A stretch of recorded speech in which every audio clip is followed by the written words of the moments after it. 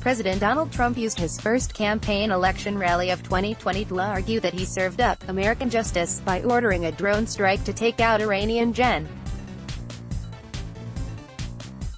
Qassem Soleimani, while jeering Democratic leaders for questioning his decision to carry out the attack without first consulting Congress.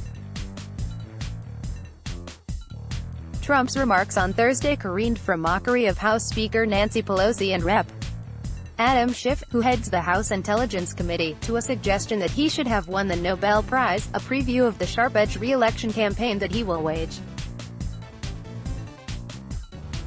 The president made his comments shortly after the Democratic-controlled House approved a resolution asserting that Trump must seek approval from Congress before engaging in further military action against Iran. Trump mocked Pelosi's mental acuity and called Schiff a pencil-neck. He also tagged Sen. Bernie Sanders as Crazy Bernie for raising objections to how he carried out the strike on Soleimani. "We got a call. We heard where he was. He knew the way he was getting there," Trump told cheering supporters in Toledo. "We didn't have time to call up Nancy, who isn't operating with a full deck. They want us to tell them so they can leak it to their friends in the corrupt media," Trump added. Last week's killing of Soleimani brought long, simmering tensions between the U.S. and Iran to a boil. Iran, in retaliation, fired a barrage of missiles this week at two military bases in neighboring Iraq that house hundreds of U.S. troops. But no casualties to U.S. or Iraqi troops. Trump said he had no plans to take further military action against Iran and would instead enact more sanctions against the Islamic Republic.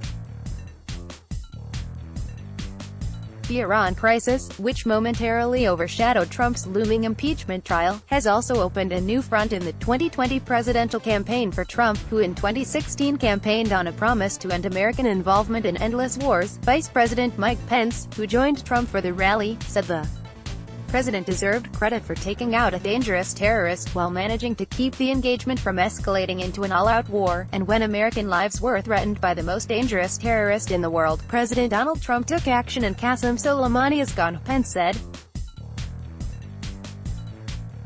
And in the wake of that attack, Iran responded, but thanks to the professionalism of the military, we suffered no American casualties and Iran appears to be standing down. That's what leadership looks like. Trump also sought to compare his response to the recent attack on the U.S. Embassy in Baghdad to the 2012 attack on U.S. government facility in Benghazi. A U.S. ambassador to Libya, a Foreign Service officer and two CIA contractors were killed in the Benghazi attack, which led to a two-year Republican-led investigation into then-Secretary of State Hillary Clinton, who was not found to have committed wrongdoing. No Americans were killed in the Baghdad assault. The protesters managed only to breach the edge of the sprawling embassy complex. "This was the anti-Benghazi," he said. "We got there very quickly.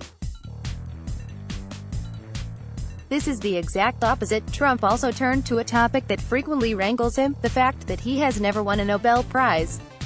Referencing the 2019 Nobel Prize winner, Ethiopian Prime Minister Abiy Ahmed, Trump said that he himself deserved the honor instead. "I made a deal.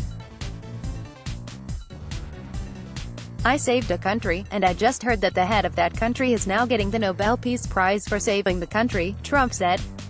"I said, what? Did I have something to do with it? Yeah, but, you know, that's the way it is.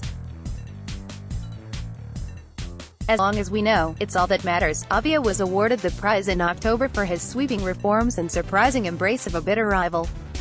Trump enters the election year flush with more than $100 million in campaign cash, a low unemployment rate, and an unsettled Democratic presidential field. Yet, polling shows he remains vulnerable. In December, an Opinion poll showed Trump's approval rating at 40%.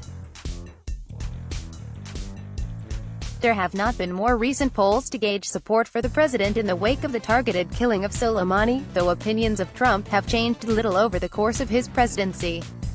Trump has never fallen into historic lows for a president's approval ratings, but Gallup polling shows his December rating registers lower than that of most recent presidents at the same point in their first terms. Notably, approval of Trump and former President Barack Obama in the December before their re-election bid is roughly the same. But Obama's approval rating never fell below 40% in Gallup polling, and he recovered slightly in the months leading up to his re-election to finish his first term with an average rating just below 50%. Trump's approval rating has never been higher than 46% in Gallup polling. For Trump to win re-election, securing Ohio's 18 electoral votes will be critical. He won Ohio by 8 points in 2016, after Obama held the state in 2008 and 2012. The visit to Toledo marked Trump's 15th appearance in Ohio as president. Let's block ads. Why?